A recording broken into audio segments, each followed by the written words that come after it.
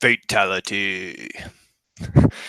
This is episode 92 of the Enough to Keep Going podcast. I can't believe we've already done 92 episodes of these. It's May 2019 GX show, and tonight we are going to talk fighting games, or we kind of were before we had some of our co-hosts back out due to life needs that supersede old dudes talking about video games on the internet.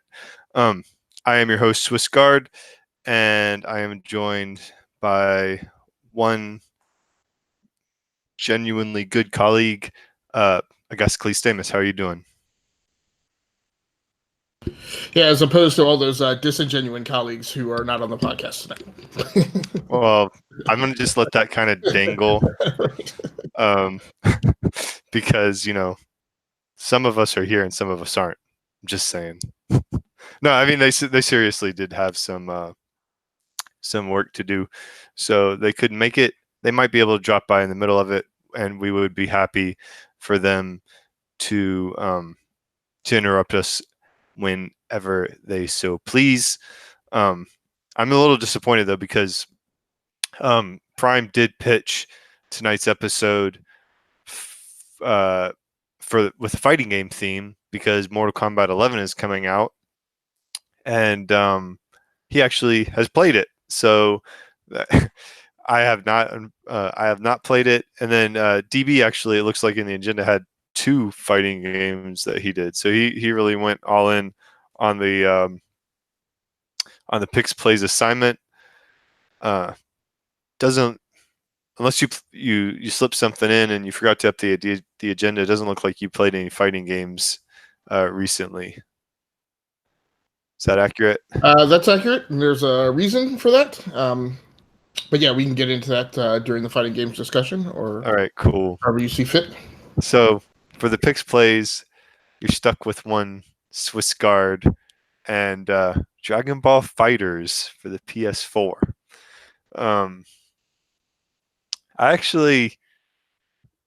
This game is.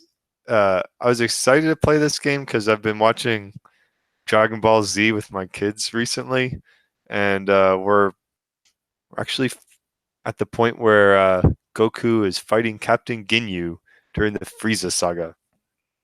So I wanted to play this, even though most of the characters are, post this point in the series. My kids know Dragon Ball Z, and so I wanted to give it a shot.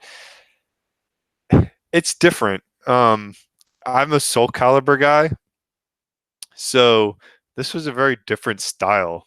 First off, you have 3-on-3, which was kind of cool, but it's not just like, okay, you fight till this one, your first guy is knocked out, and then the second guy comes in. That's what happens. But there's ways where you can kind of have one of your partners jump in and do an attack while you're attacking and assist you, I think they call it. And there are ways where you can, if one character is low on health, you can switch to another character that's fresher. I noticed the CPU would utilize these assists a lot more than I was capable of doing to great effect. But the big thing is, it's just like a very hectic and chaotic fighter. In order to simulate kind of the style of the TV show, with like the really super swift movements where it's almost like, faster than the naked eye. So you just kind of see them, in a kick move, and then they're doing a couple of fist moves and whatever. There's no, I wouldn't call it flow, but the animation is very like almost flip book, in that, it's meant to imply a great sense of speed, and they do pick that up in the game. So your characters are flashing through the screen, and then there's a whole lot of bells and whistles with regards to the energy blasts and whatnot, and your key. But they also do some really cool stuff where it jumps out into a little animation of like before they do like the energy blast. So I've definitely been in a position where I knew I just got outmaneuvered, and then the game, and one hit's going to kill me, and the game switches to an animation where there's like a dramatic pause before I am blasted to oblivion. They have some nice, cool stuff where if you get a strong hit to knock them out, the character will fly across the screen and like kind of explode into a cliff, and cause an avalanche or whatever. So they had fun with it, and I appreciated that. It's just a very hectic battle system. So uh, my kids enjoyed it, and while I just picked it up from a red box and played it for a few hours, I think it just got promoted on my purchase queue, and we'll probably be waiting for a sale. But we'll probably end up getting it. It's been, as far as Mortal Kombat is concerned, I haven't played anything since Mortal Kombat 3 on the SNES. So I can't really speak to how it compares to that series. But all right. Have you played Dragon Ball Fighters, by the way? I have not. And isn't that game also available on the Switch, or is it not? Yeah, yeah. If I were to pick it up, it would probably be on the Switch because we're already paid for Nintendo Online, and because pretty much all my PS4 games are single player, I don't even worry about getting a PlayStation Plus account. And then also, I only have one PS4 controller, and I got multiple controllers for the Switch. So Okay, so when you guys were playing Dragon Ball Z, I'm sorry if I missed it. You guys were just playing against this, trading the controller around and playing against the CPU. that's correct. Okay, all right, cool. And do you feel like no? DB is trying to join us, I think. Well, I'll let you do the honors since you were a host.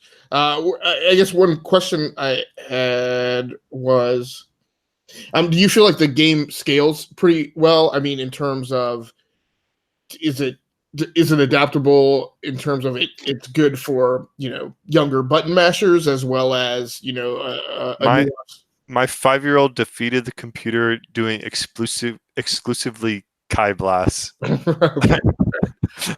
So yes. But then for you, does it scale up, and does it become when I was doing the arcade mode, I did the training mode, which, a fun tidbit, I did every single training mission, and I got a trophy for that, which made me feel good in the way that trophies make you feel good. Only 14% of PS4 players complete the training mode in Dragon Ball Fighters, and I don't know why this is. I'd figure people want to learn how to play the game the way the game wants you to play it. So I think a lot of people, and I'm the same way. You just jump into a fighting game and expect to learn as you go. And I mean, when you settle into a particular character and you want to know like their special moves, then you hit the pause screen and bring up like the fighting, the move overlay, and look at it and learn like 2 moves, right, and then play those and then pick up more along the way. It's surprisingly, or I guess it's a thing that's counter thematic in Mortal Kombat, which I hear actually has a really good training mode in MK11. It was actually I kind of did what you said at the beginning, and I got my butt kicked. So just because there's so much going on, like you can collect 7 Dragon Balls and summon a dragon in the midst of the fight and like make a wish. So you can wish for immortality or ultimate power or whatever. And it's just the whole thing with the other characters jumping on the screen. It wasn't as straightforward, I would say, as for me, a Soul Calibur. And there's just so much going on. I was like, okay, how am I supposed to approach this? And my fighting definitely improved afterwards. But to as far as to your question of the scaling, training mode was fairly simple to get through, and then I started. If I just do a versus match, I'm pretty consistently able to beat the CPU. And then the arcade mode, where they have you go up. The first match I could blow through. The second match was super competitive. I'm not sure if I even got through the second stage on the arcade, but they definitely can scale it up, and you can see the CPU when it wants to play like hardcore DBZ, it can play hardcore DBZ. There's some cool stuff that you can do. You can charge yourself up, and I like with like the in the show they always show a lot of like when you're super fast, it's almost like they warp behind the other character, and you can have like there's one button combination where I can like kick a guy, and as he's flying across the street, I warp behind him and do a side kick to his spine. So that was always satisfying. But before I get into why you are going to bash the fighting genre, which I anticipate, let's let's get DB in here and actually talk about some fighting games, which I'm hoping you enjoyed. Yeah, so it was, I played some Injustice 2, right? Because I knew that Prime was going to try to play some Mortal Kombat 11. And that also meant that it was another NetherRealms game, which listening to your conversation, and so thank you for letting me join in the middle of it. But that idea of not being really instructed on how to play, I think the NetherRealms games do a really good job of that, and Injustice 2 is a prime example of that. If you're running through the story mode, there's a lot of, even in the beginning of the story mode, even through the tutorials, there's a lot of teaching you some combos, teaching you the ideas of counters, some of the other dynamics there. So I can't say that I understand it all, but I at least knew that they were trying to teach me about it and give me opportunities to practice it. So I think that was good, right? I think that in terms of not just kind of button mashy, it allowed me to have a sense of why I was trying to do something. So I think that is the case. Injustice 2 is goofy comic book fun, and the whole mashup of worlds and the evil, dictator Superman aspect. Again, it's a fun universe to kind of play around in. Some of it's definitely over the top, but I had fun poking around in it. But really, where I spent more of my time after kind of getting a sense of the story and the mechanics here is I went back to Rivals of Aether. So this is a game made by it's made by a team, but mainly made by one person. I have to look up his name here, but he had created a Flash game called Super Smash Brothers Land, which was kind of a GBA or a Game Boy demake of Smash Brothers. And so this is on PC. It's also on Xbox One. It's been in the Xbox One kind of preview program for a number of years now. And my sons and I had played it when it first came to preview because they knew about the creator through kind of Smash Brothers fandom and things like that. And so, but now it's actually got there are they're characters that are not connected to really anything. They're just all original characters. It's how it started, right? There's different kind of elemental characters. You had a beetle for ground, and you had a bird for the air, and some type of flaming lion for fire. But they've been adding other characters here, and they've got some characters coming in like Ori from Ori and the Blind Forest, the little creature. They've got Shovel Knight, because Shovel Knight's in a little bit of all kinds of different indie fighting games. But they also have added a story mode, and the story mode is nothing super complicated. It's no Smash Brothers types of thing. It rivals kind of the story mode in old Street Fighter 2 days, where you get just a little bit of a reason for why they're fighting the next person. But it's a good way to introduce you to a number of different characters and those mechanics. So, and again, it kind of plays like a side scroller. It's a platform fighter. It plays kind of like a 2D Smash Brothers, where you are on the platform, you get damage percentage, but it's not nearly as hectic and fast, or at least there's not as many items, so it's a little more on skill based. And so I actually found myself diving in and playing through a couple characters there in terms of their story mode, and it went from, this goes back to your point, Swiss, right? There wasn't necessarily, there is a tutorial here, but it doesn't integrate it nearly as well as NetherRealms does. But over the course of making my way through 6 matches with a character, I went from mashing buttons to having some type of strategy. Cool. So it sounds like you've had that game for a while. Did you just pick up Injustice 2, or has that been like in your library for some time? No, I have played Injustice 1, but I had just picked up Injustice 2 for the assignment, thinking that I wanted some Nether Realms comparisons here, and the conversation around of Mortal Kombat 11. Did you buy it DBQ, or was it on PS Plus? That's a good. The original one was on PS Plus way back when. Yeah, I thought they eventually brought Injustice 2 to PS Plus as well. I'm not sure. I'll double check. Yeah, I'm not sure. No, I ended up renting it and to play through some of it here. Injustice 1 had been on Game Pass for quite a while and kind of went off. I think it went off just about the same time that Mortal Kombat X went on to Game Pass. So. All right. Did you play any online battles or anything like that? No. I did not. At this point, I mean, I think I would be more inclined to play some online battles on Rivals of Aether, just because I kind of have a better sense of the mechanics, because it's a Smash Brothers like game, where at this point Injustice 2 is 2 years old. The idea of diving into an online battle for a mature fighting game without understanding, even with understanding the concepts, is not necessarily where I would want to spend my evening. Yeah, I completely understand your thinking there. I don't think I'd ever. Yeah. Online fighting games and online sports games are pretty much just epic spam attacks.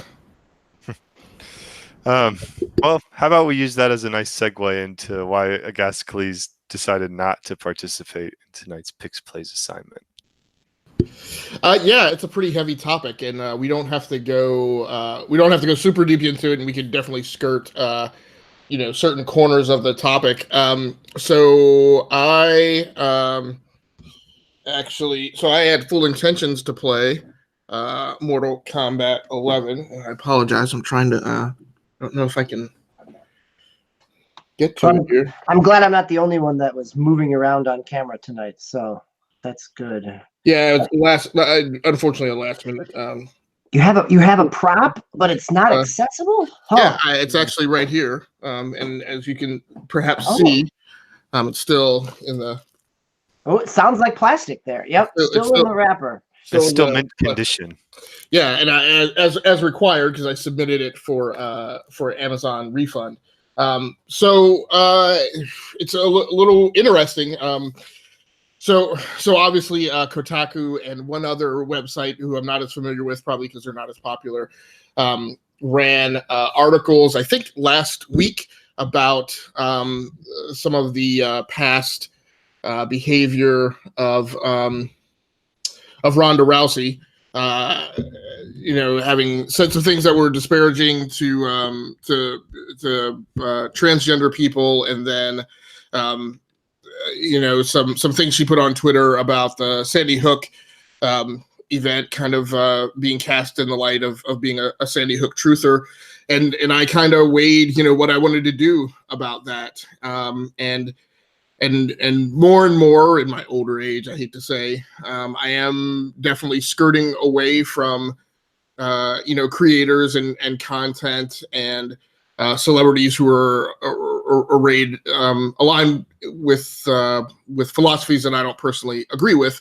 And by the same token, I don't seek that out. Like, I don't ethic check everybody surrounding everything that I consume. Admittedly, it's just whether or not it comes across my radar.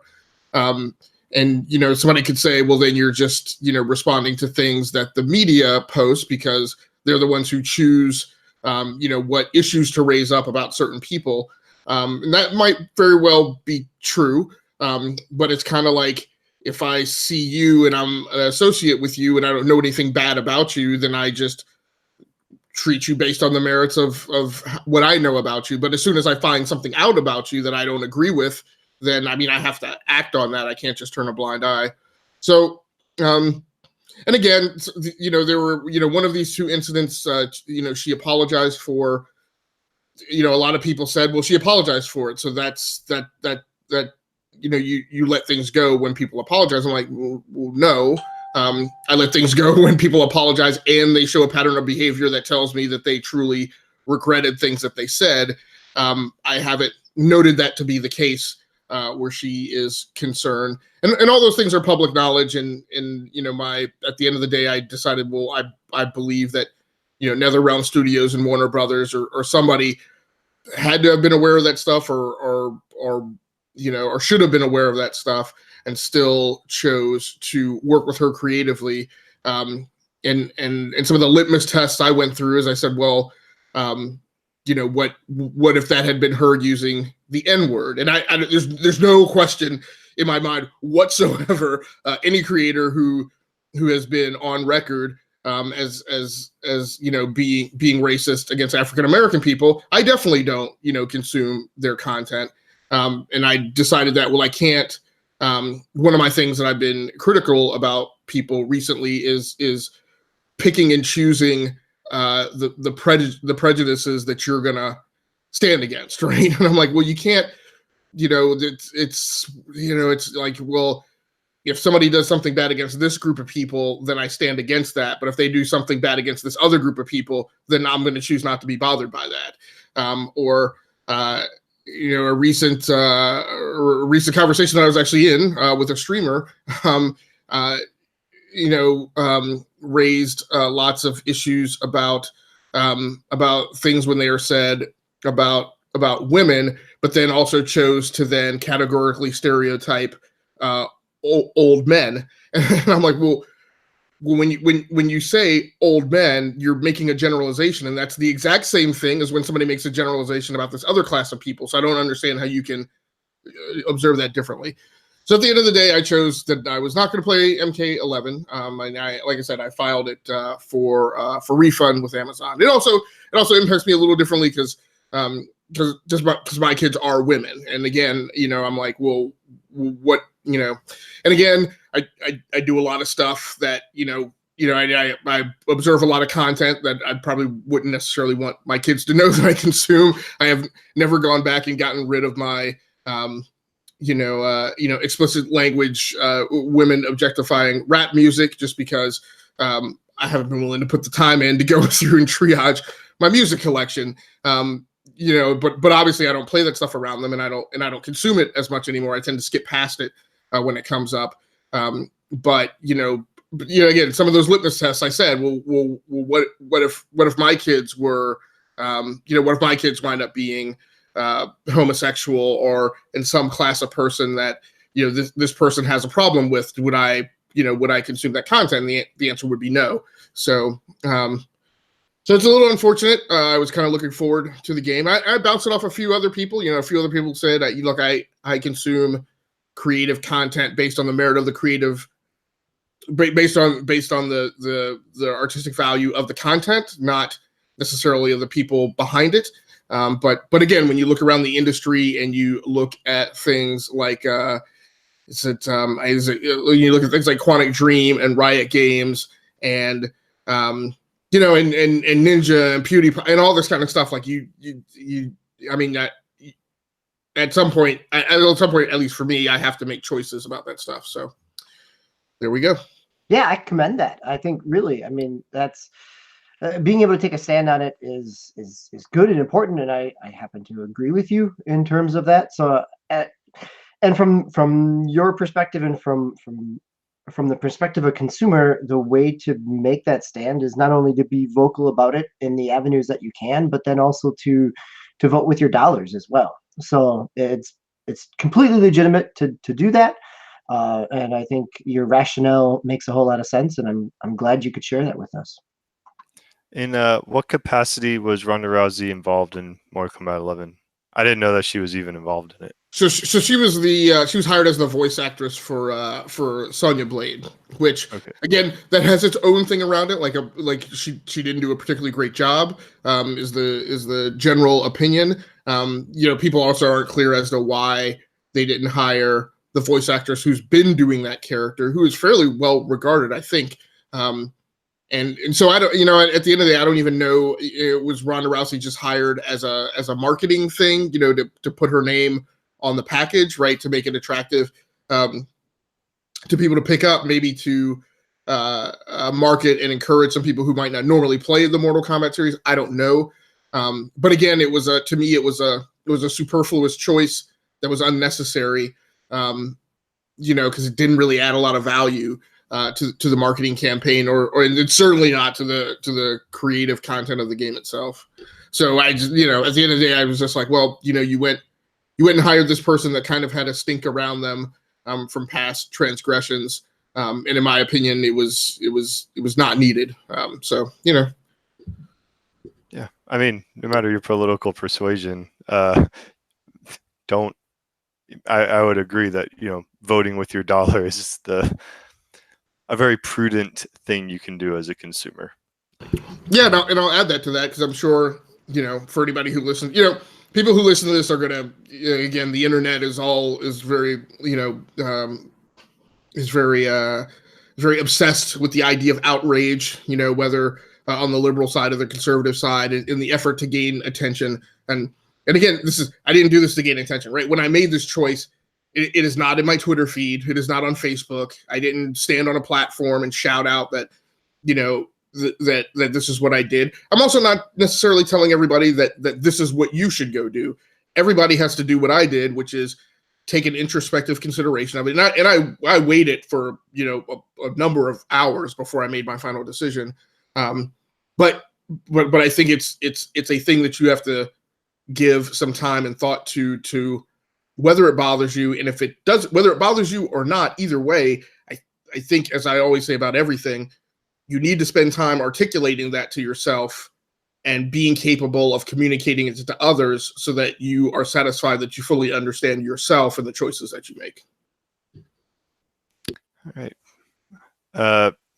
Anyone have any other thoughts on that? Like, I wouldn't say that this got, in a way, it kind of goes into, like, kind of tiptoes into that realm, but like, I did pass on Soul Calibur 6 or trying it out because of the representation of Ivy in that game. And I remember, like, on Soul Calibur 2, they had like very scantily clad Ivy, and then they also had the like almost sea captain, like ship of the line outfit Ivy. And I remember I would switch to that one whenever I could, just because at some point there's a line, like you said, when you're talking about like your rap collection.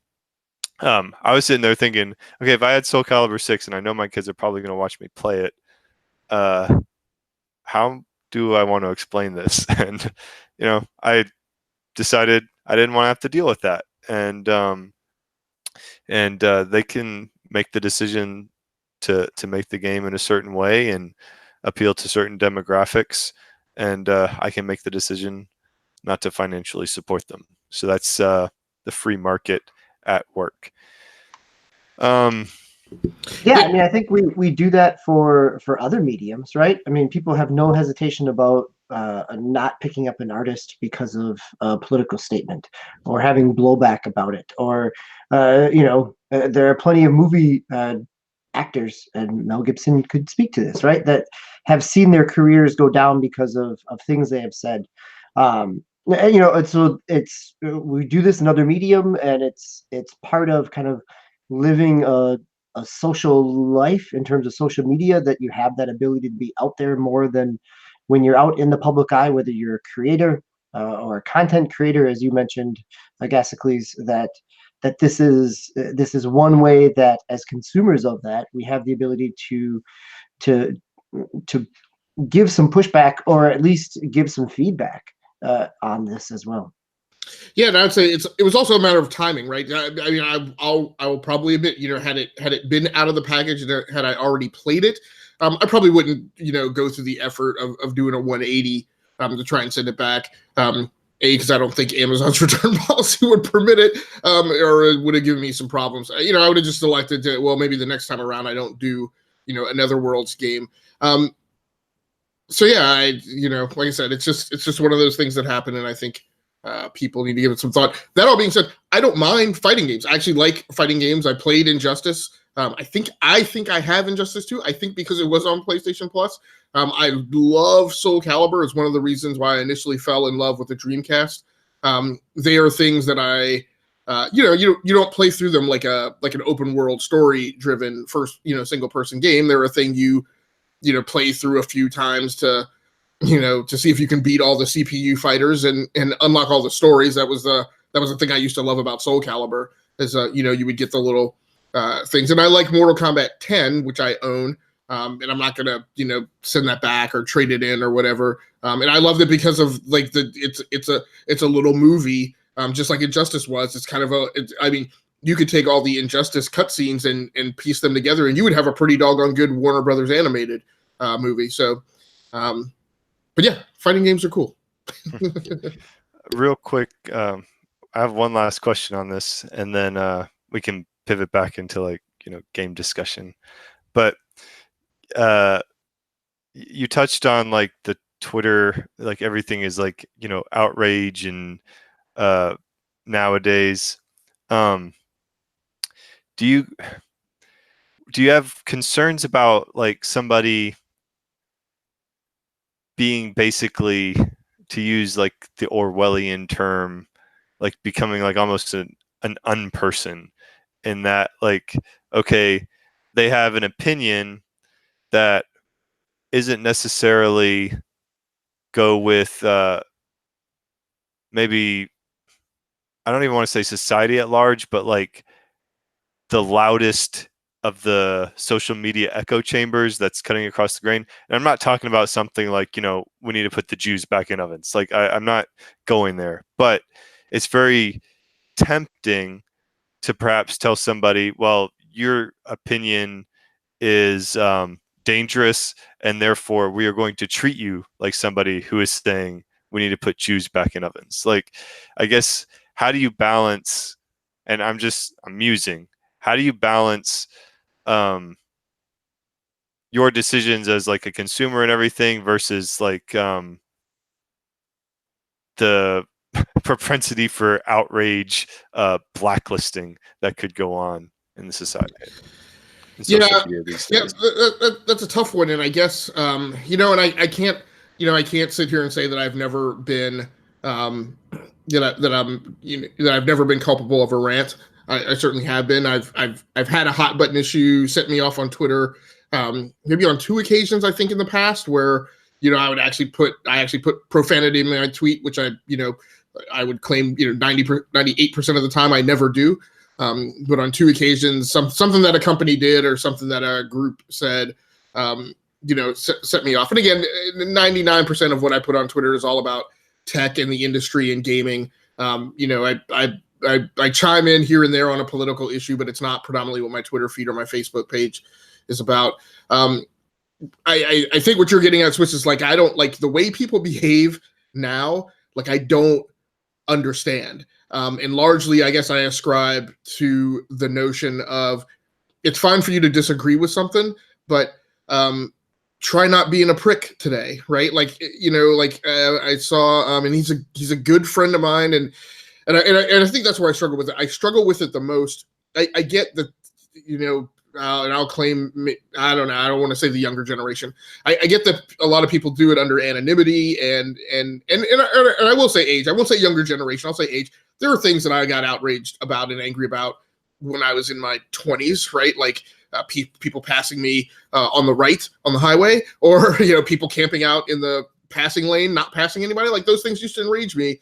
Not as much anymore. But what I don't understand today is when somebody takes a position that you don't agree with, not a moral or an ethical issue, but just a position you don't agree with. For instance, the whole issue of Epic exclusivity. That is not, Epic is not committing genocide, right? They've made a business decision about how they want to run their company. Like, I don't understand the people who go through the roof and spew profanity all throughout their social media, and on other topics, like things about like comic books and like movies and stuff. Like, or like the issuing death threats against Destiny 2 developers. Like that stuff is just ignorant and stupid, and I don't get it. And the other thing I don't get is I think predominantly you would want your language in social media if you're really outraged. If you're really outraged and if you're really outraged about a thing and you're not just trying to get attention, then I would claim that the tightly coupled rationale is that you want to strive to drive change. I think, unless you're just a complete moron, which a lot of people are, you know that you're not going to necessarily drive a ton of change by beating a gavel on a desk and screaming loudly. That, part of a way to drive change is to actually construct in the Socratic method, right, a hypothesis that forces people to rationalize what you're proposing. And so, again, the people who are very loud, who have no rationale behind it, 99% of the time, whatever they're spewing can easily be dismantled by somebody spending 30 seconds of actual intellectual thought. So I don't feel like this thing that I've decided to do, I don't feel that I need to I don't need to weaponize that in an effort to discredit Ronda Rousey or throw shade at NetherRealms. I don't need to do that. And so if I would say something on Twitter about it, when I have said things on Twitter or Facebook, what I have done is I've written a single thing to give a signal in my social media, and then I've gone quiet about it. I have not, and granted, I've done my tweet storms, that have been 10, 15 tweets, a long form story on Twitter, but I don't tweet about it one day and then tweet about it again the next day, and it's not a war campaign for several days in a row. So, dangerous people with dangerous thoughts hopefully will be put in a box by a mass of people, not by a small army of very loud people, and particularly not ones that don't have any intelligence, integrated into their argument. Yeah, I think we could spend a lot of time talking about the pitfalls and the drawbacks of social media. Well, it's a big, and I won't go on. It's a big topic in gaming right now, right? Like last week we had Psyonix, hot on the heels of the campaign against Epic and their exclusivity deals, which perhaps that fire was stoked by Tim Sweeney's offer to stop his war chest of exclusivity if Valve would alter their profit margin policy with developers. So you had that. Then you had Epic buying Psyonix, which just as the storm was starting to quiet down, it went off again. You had the Randy Pitchford thing with Game Informer because, Randy Pitchford had whatever he did, right? Because he said that there weren't microtransactions, but I guess his formulation of it was his concept of what microtransactions were in his taxonomy were different than a lot of us think. And then a war fight between him and Game Informer over that. And then this thing with the Ronda Rousey MK11. So it's a big deal, and it's almost a big deal to the point where the volume of it is so loud that, I mean, we do this podcast. I'm sorry, I said I wasn't going to. We do this podcast because let me not say something disparaging about the rest of the gaming community. We do this podcast because we talk about games at a certain level and with a certain depth of detail, and that is a difficult thing to find on the internet and in Dig or Reddit or in the comments feed and IGN stuff. So we do it here because it's one of the few places we can find to do it. But we are also interested in having that conversation and carrying that conversation outward to other members of the gaming community who are willing to participate. The kind of stuff that's going on now kind of makes you not want to really participate with other human beings who are trying to have a conversation about this hobby and the industry. So it's a big deal. Maybe at some point we'll spend even more time on it than we were during this podcast. I apologize. This was not my intent. Let's talk about games. It's a dual GX deep dive episode, but yeah, I mean, I have other questions and stuff, and it's like I'm tempted to keep going, but in the interest of this being the GX show, and we actually have somebody that played a very new release, so we should probably jump to that. So DB has graced us with his presence. I know we appreciate you rushing back so you can get on because I No, was I eager to mean, hear about this game in particular. obviously, I know Which you guys were very excited to find out about the port for Final Fantasy 12 on Switch. So, well, interestingly enough, the game that you're going to talk about, yet another social issue in social media this week. But we'll keep it confined to the actual game and its design. yeah, so I'm not talking about the port for Final Fantasy 12. I have had a chance to play a little bit of Sony Ben's Days Gone. Yeah, man. So where to start on this one? I'll start by saying that I am historically a Sony Ben fan. Siphon Filter, really enjoyed them. Siphon Filter, both PSP games. I even kind of enjoyed the Resistance PSP game. Golden Abyss, Uncharted doesn't get enough praise for what it actually does in terms of converting it within the confines of the handheld. So Sony Ben really has done well with the tools they've been given. And here they've been kind of given the keys to the PS4 kingdom and let run wild, right? This was the horde of zombies that we saw at E3 back in 2016, maybe 15. So and the design of the world is beautiful, right? I mean, this is a game where you can tell they have spent a number of years and they've had kind of the inside track on Sony development to be able to squeeze as much out of the system as they do. It looks great. It's really a well realized world. And now the rest of the game, right? I mean, so this is where I find that it, and I think that if you've read anything about it at this point, surprisingly, most of it's pretty accurate. That it tries to do a lot, but maybe doesn't do enough of it well, doesn't do any of it well enough. That there is this big open world aspect of it, where you actually get a little bit of stealth, you get a little bit of base takeover, but there's not as much kind of goofy, immersive, kind of contextualize randomness that happens like in a Far Cry game, right? Where you're setting, one group against another, or you let loose a group of zombies into a camp and, kind of sit back and watch it happen. There's not that type of kind of emergent gameplay here. There's a lot of, I was waiting to talk to you about this, Agasicles. There's a lot of crafting, or at least there's a lot of potential for crafting, right? So there is, this is where they've, again, going back to the world, they've created a whole lot here because everywhere you go, you can be picking up some type of spare parts. You can be opening up, cupboards or trunks and picking up things that we can craft bandages or Molotov cocktails, or, picking up other types of things where you can get sticks to craft bolts for your crossbow. I mean, there's the amount of depth that they've packed into this is actually pretty impressive, but it also feels like by the nature of it, by the nature of the crafting element and kind of the survival element of it, that there's a lot of systems kind of going on and play with each other at any one time. And I'm only a couple hours in, so I don't want to sound too negative or too overly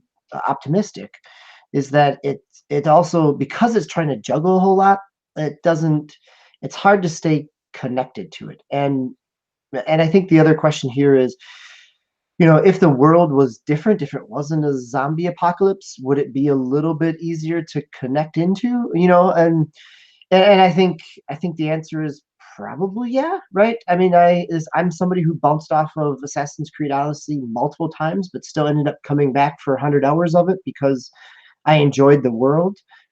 If I can find a way to get into this world, it certainly could do that. It sounds like the story is 60 hours, 40 hours long.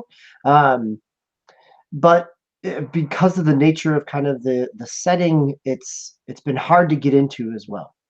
So this was a game I initially had a lot of hopes for because of the studio, the fact that it kind of got buried and did not seem to have a lot of good press kind of around its release. Made me a little more hesitant. But there's a lot going on in this game. It tries for a number of things, and it's I think some of the reviews that put it at a 7 is accurate. It's a solid game. It is technically competent, but it doesn't, on a back-to-back years where you had Sony first-party titles like Horizon Zero Dawn and God of War in the springtime release slot, and then you get this. If this had come before those two, I think we'd be a lot more.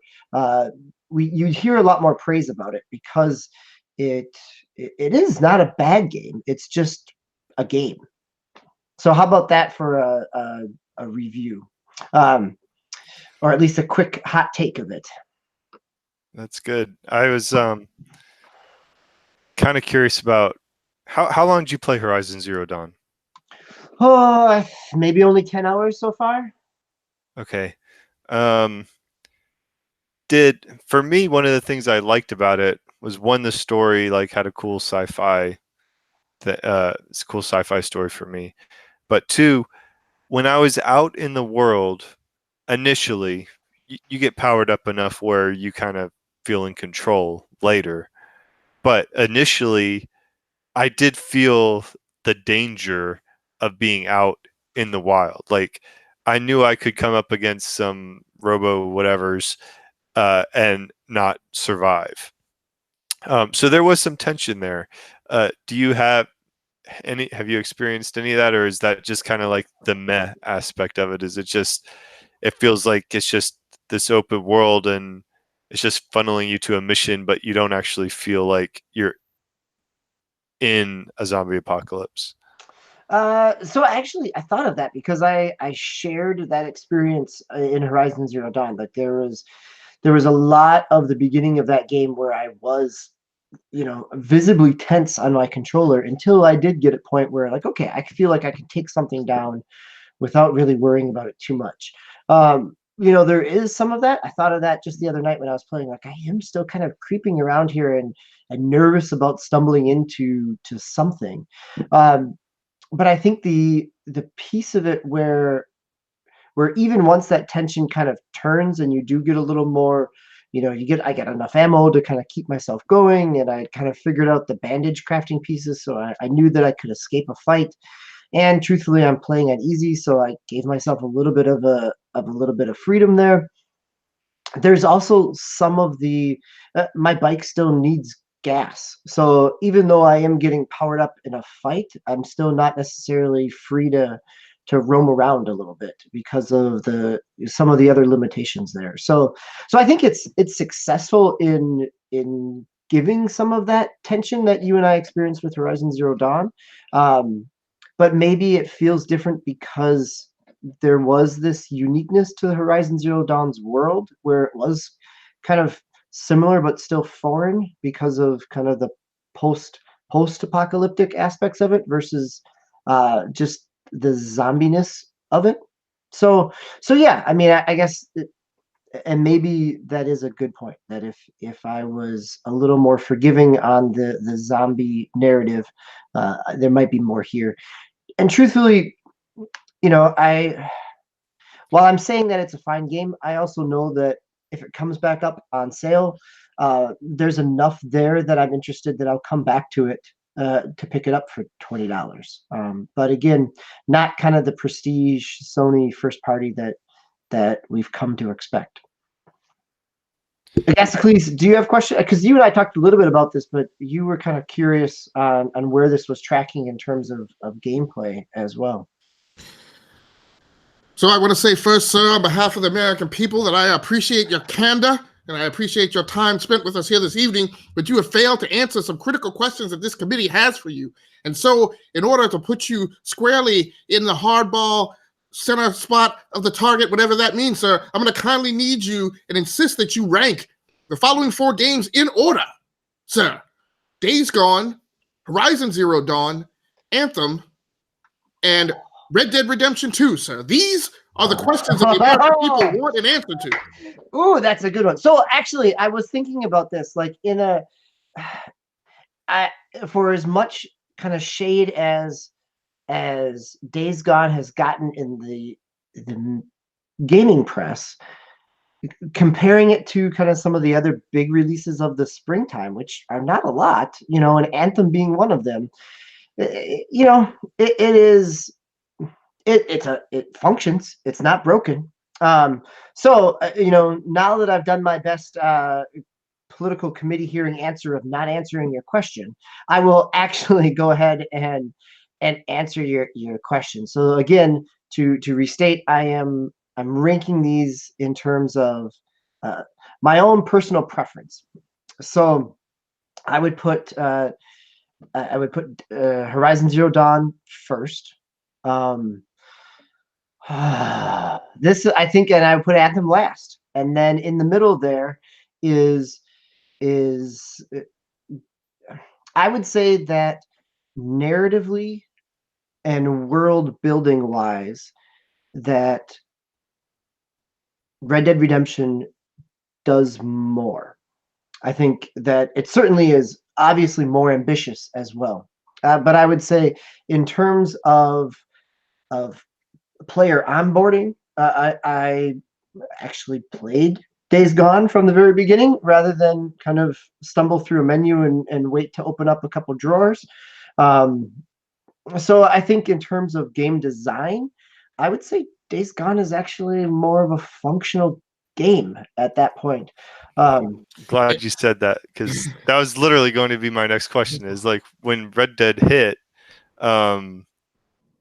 it sounded like the criticism I got from my friends here at E2KG seemed to be much more gameplay centric, and that there were broken systems in Red Dead Redemption 2 that drained the fun of the experience. And to me, it sounds like Days Gone is just not a revelation of an experience. It's just, I think you said it in the chat, it came out at the end of the console cycle, but it did nothing to innovate, and it's just stuff we've seen before, so therefore its experience is diluted. But it's not an incompetent game.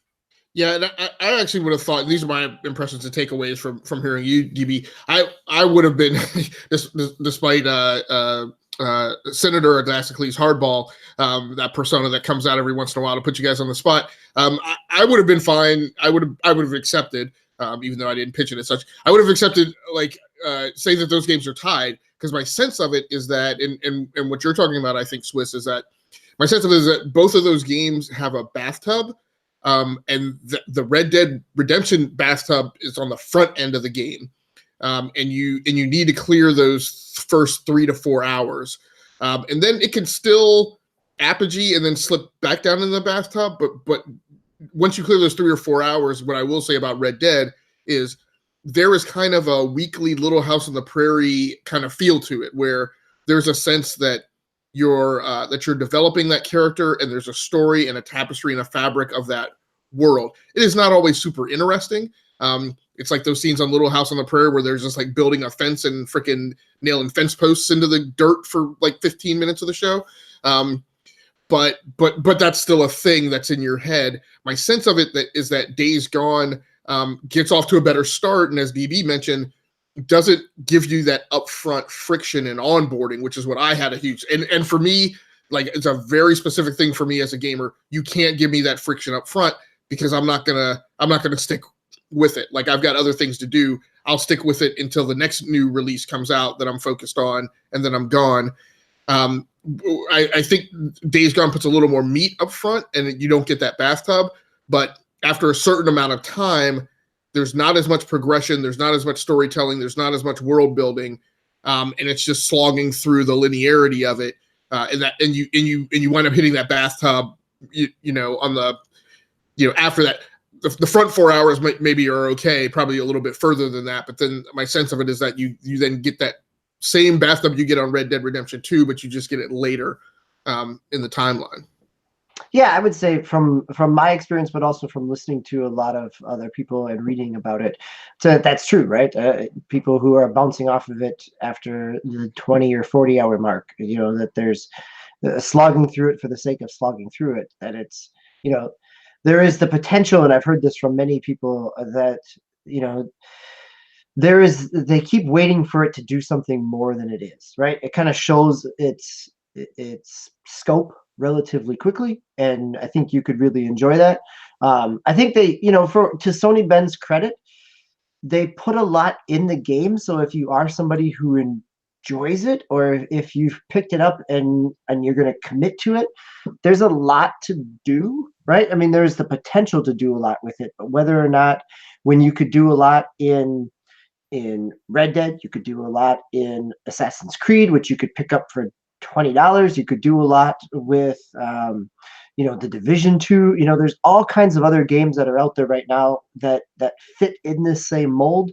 And so I think by comparing it within the existing landscape is when it kind of stumbles. If you take it in a vacuum, it's a perfectly game. Yeah, and I think there's an industry conversation to be had here too, right? Like, unfortunately, the state of the industry right now makes me feel like you only have a few plays you can make. You can either do a battle royale mode and call it a game. You can do a first person shooter competitive multiplayer game. Or you can do an open world third person perspective game. Those are kind of like your three choices. The thing of it is, and if you're not going to do battle royale and you're not going to do first person competitive multi-shooter with no story to it at all, I guess probably the industry is just in a state where there are some publishers and developers who need to make that evolution.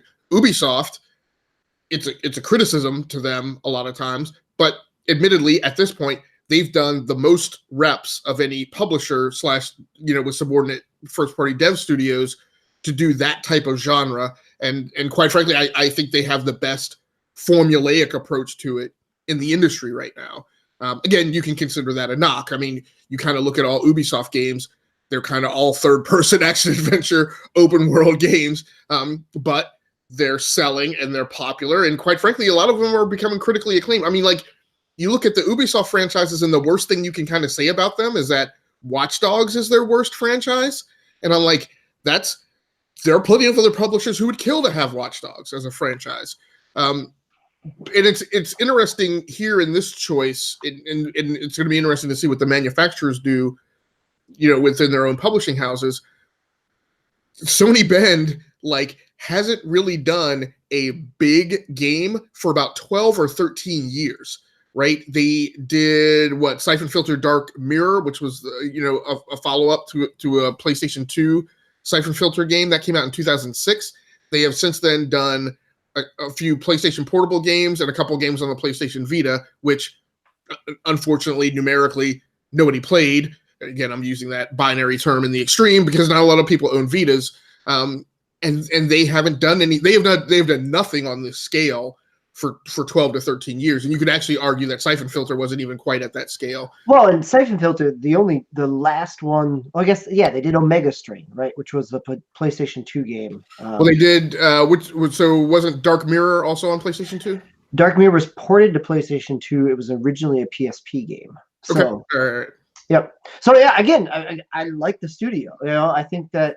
But I completely agree with your point, and I've heard this was the Waypoint podcast last week. They were talking about this with the comparison with Ubisoft games as well, right? With the Ubisoft is going to do the open world aspect better. That you've got survival games out there that are going to push more in that survival crafting kind of genre, and you've got games like The Last of Us, which are going to push in that kind of dark, kind of gritty narrative aspect as well. And so there are other games out there doing what this is trying to do, or at least what it seems to be trying to do. But I would be very curious to see what they could do with the tools, right? Like, given the kind of critical kind of thud that this has landed with, if they try to spin it out and do some type of other kind of uh, DLC or open up something where they give you the world to kind of play around in or create scenarios, right? If given that they have first party kind of status or second party status with Sony, can they do something here? You know, can they do the Ubisoft model of For Honor or Rainbow Six and stick with this enough to give people another reason to come back to play it? You know, I think that the world that they created deserves a chance to be played around in, but maybe just not in the structure that they envisioned. Well, I think that's another interesting industry conversation that we should have on another episode too, right? Because I don't with a games as a service game, you can do the Microsoft thing and just throw money and labor hours at it and keep hitting it and try and turn it around within a year.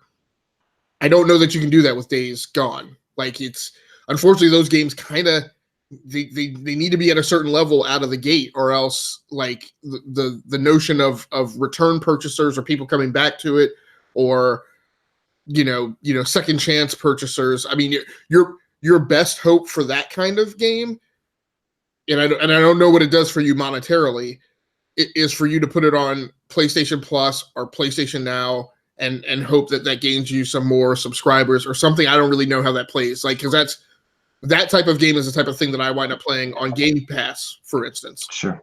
Well, and this is a challenge with it because it's only a single player game, right? I mean, this is the industry that's had this challenge of there's not even a multiplayer or a co-op or something else to try to engage people. So if this doesn't land and stick the landing from the get-go, from that opening weekend, there's not a whole lot. If the narrative isn't grabbing people and the systems aren't grabbing people, there's not a lot else there for people to stick around in when there is a plethora of games out there. And I think that's the challenge of being in kind of the mature endpoint of a console generation, is there's plenty of choices out there. And every other week when we talk about this, we've got plenty to talk about and we always run out of time. So Sony Ben ends up running out of time with Days Gone as well.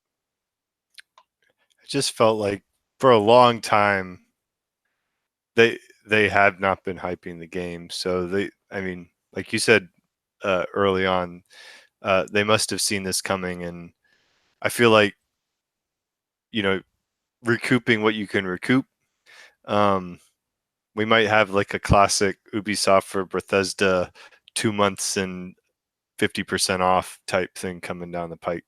The good news is, you know, to Sony's credit, this is not PlayStation 3 era Sony, because I tell you what, this is the type of thing that would get a studio closed in the PlayStation 3 era, right? I drop a game like this and have it not achieve, you know, the results that are desired, and of course, we're waiting to see sales numbers on this. I know that it charted well, at least its first week out.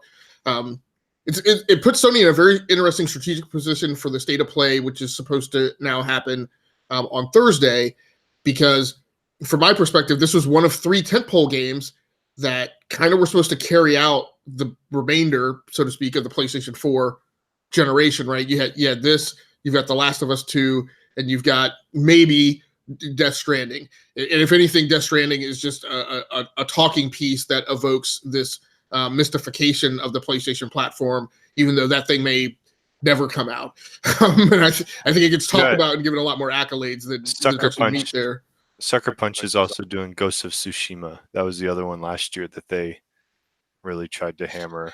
Right. Yeah. I mean, I think that is the fact that that Days Gone wasn't one of those 4 games that they showed last year at the E3 press conference is, you know, I would love to hear a postmortem on this. You know, a year ago when Sony said, yeah, we're not going to feature your game, what does that do for the studio kind of culture at that point? You know, what does that do to the morale at a studio when you've been working on this game, which you thought was going to be a tentpole? You know, it was their last reveal at one E3, and now a year before release, they don't even feature it. You know, I think they're right. I mean, I think they were charting this to be not a real strong sales. You know, and what they do with Sony Ben now at this point will be interesting. Yeah, and so far their lead headline game to talk about at the upcoming State of Play is Medieval. Like, Yeah, I think they're pushing this other stuff back for the PS5. I mean, I know you hate hearing that, but it's just everything just seems like they're closing up shop on the PS4 era. I don't know. All right. Agasicles, you got some quick hit games that you want to talk about? Yeah, well, I'll try to talk about them pretty quickly. So what I've been playing is, first of all, as I mentioned, Gray and I have kicked off a reinvigorated exploration of VR. It's a good time to do it. I've had a Windows mixed reality headset since last spring, early summer, when they were like slashed to 50% off. I still think Windows mixed reality headsets are a good buy for somebody looking to get in on VR. I've also recently picked up an HTC Vive. And I actually have the Rift S on pre-order. So I've been dumpster diving into VR games, one of which I found a particular gem, which requires a significant amount of effort when you're playing a VR game. But Final Assault, obviously for PC, is a VR game that is essentially a real-time strategy game.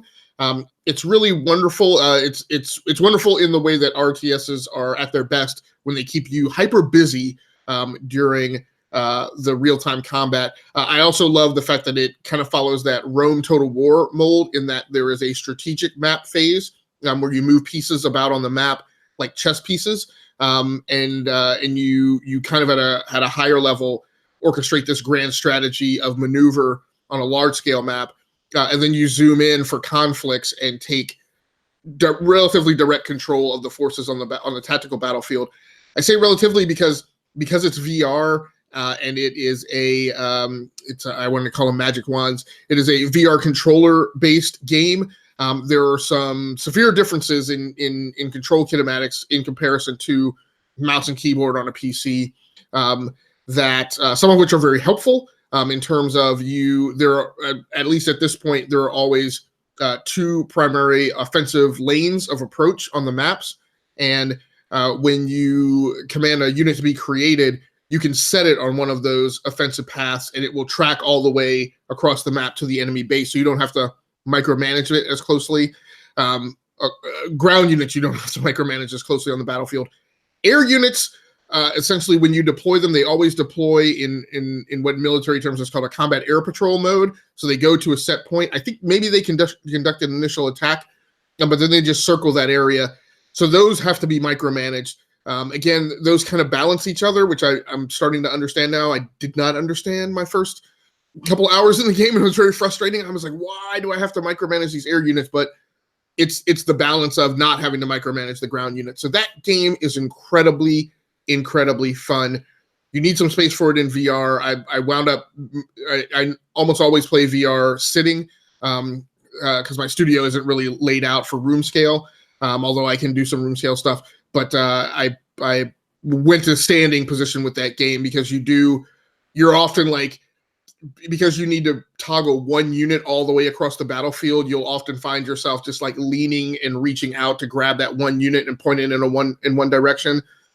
But you don't want to shift the entire map to get to that one unit, because you've got 5 other things in your mental queue that you need to do with units that are right in your vicinity. So incredibly cool. Just like, yeah, it's hard to explain. If you ever played if you think about, to me, it's like the first time that I played a great tower defense game. Like I'm not remembering the name of it. Field something on iOS was my first great tower defense game, and the love I'm gaining for Final Assault kind of feels the same. Do you think that does the VR add to that because of the immersion factor of the actual battlefield to that, or is it the game design is strong enough that regardless of if it was VR or not, you would feel as passionately?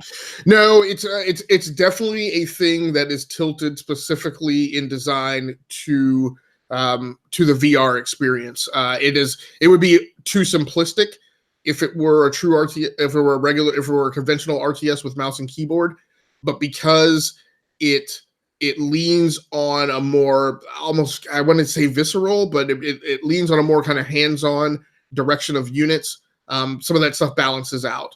And it feels, there's a feeling of immersion that's increased, because you kind of get that feel like you're like those scenes in a movie where you're standing around a map and you're like, using the shuffleboard stick to like maneuver the units. It kind of feels like that. But it also kind of gives that feeling. I've complained a lot in the past about RTSs and how a lot of times I feel hamstrung because of my past military experience. What you would do to tell somebody to do something is you would just give them a verbal command on a radio. And our conventional RTSs make you do all these keyboard mouse gymnastics that you would never actually have to do. So it kind of slides a little bit more towards that end of the spectrum of giving a unit a voice command, but it's somewhere kind of in between. And the design kind of tilts to accommodate that. And then the other game that I've been playing that's new that I really like is God's Trigger, which is a top-down twin-stick shooter. I don't know.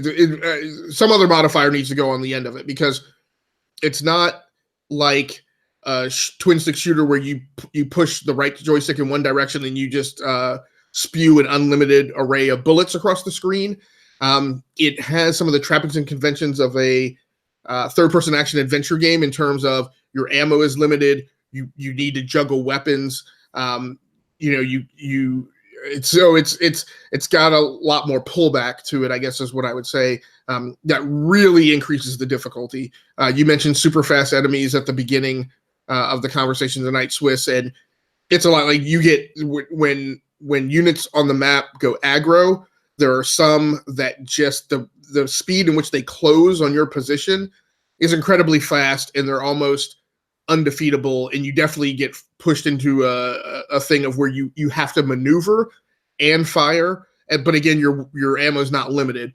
You have to use the physical structures in the interiors of the map. So a lot of times when they bum rush you, you have to maneuver and get like a desk or a table or something in between them to slow them down. And then your shots have to be accurate. The other modifier I wanted to add on there that I couldn't think of was it's one shot kill. So you are not a bullet sponge. So you get hit one time by these enemies, you're done. Then the level reloads, and it reloads quickly. So it's this weird mix of twin stick shooter with kind of Super Meat Boy kind of approaches to the levels. It evoked feelings of what is that game? Gunman Clive. If you've ever played that on like 3DS. Yeah, the art style looks really neat, and it kind of looks like Smash TV and Hotline Miami type of thing.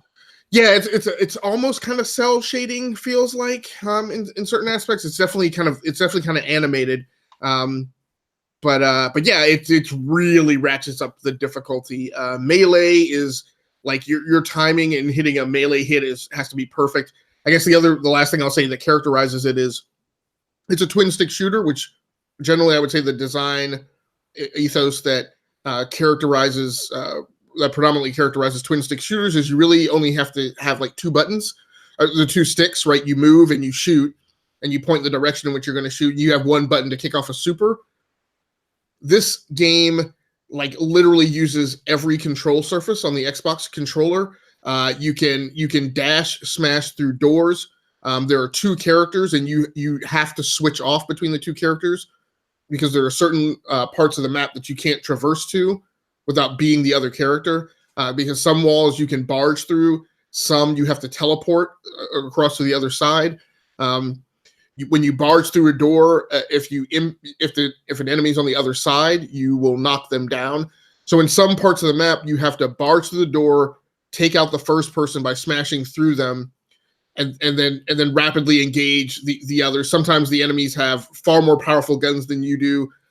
So you barge through the door, take down the one guy, maneuver for the first shot on a larger enemy who has a shotgun spray weapon. Then you have to maneuver to like behind a bookcase or something to keep them from shooting at you. Sometimes you have to maneuver and then sit and wait for them to come around the corner and then try and shoot them. It's just, it literally leverages, it leverages several different game playing skills at a level that I am not generally accustomed to, since I don't like playing games that are hard for the sake of being hard. But it's not like Bloodborne Demon Souls kind of hard. But it is, you will have points where you are severely demoralized because you're having to reload and play a section of a map over and over and over and over and over again. But the game is $15. It's digital only. It's on Xbox. I think it is coming to PS4. I'm not sure, but I think it's rated most highly on Xbox. So again, I would definitely say to give that game a try. I should also caveat: Final Assault, $20 on Steam. It is in early access. It is supposed to do formal release on the 16th of May. Cool. The game that I've been playing the most lately is Sekiro, but I'm going to keep playing it because I really like it. And so I will save my additional thoughts for another GX show in the interest of time. All right, so we blew by our hour mark, as we are wont to do. So anybody have any plugs or last minute thoughts before we hang it up for another week? All right, so next week we have the deep dive on the 14th. I don't think it's going to be an E3 centric show or anything like that, but there's a lot of news coming out lately. As we start to get closer and closer to June, the leaks are happening and the buzz is building. So I feel like Nerd News, our news channel, has been seeing a lot of activity lately. So do check that out next Tuesday. All right, for DB and Agasicles, I am Swissguard. Thank you and good night. Keep gaming.